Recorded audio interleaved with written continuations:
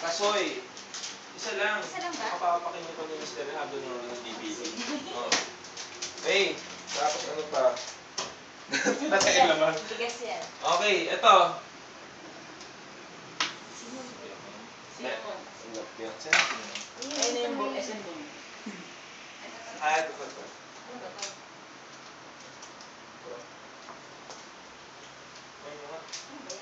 Cinnamon! Oo nga, sabi ko nga, cinnamon. Napapabango ang ating dish. May isip ako eh.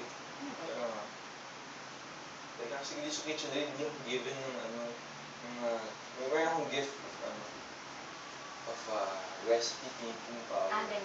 May nag-isip na ako, parang ano yung makina ng discover. Kaya Jesse, sige.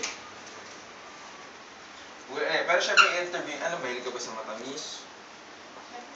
Mahilig ka sa... Ang tamis? Mahilig ka ba sa prutas? Hindi masyado. Hindi masyado? Hindi, mangga sana. Sige.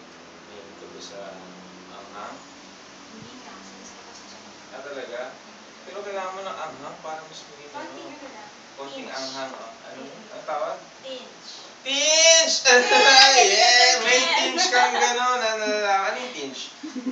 Parang... Konti, a little slight, gano'n. Okay. Sige, for the del milk saging, gamit tayo ng saging! Okay. Okay.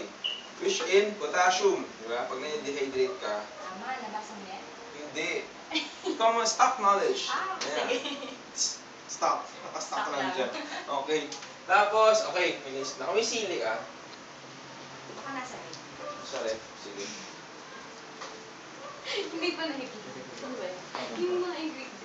Ito na lang. Dito dapat. Yan, sa ibang ref.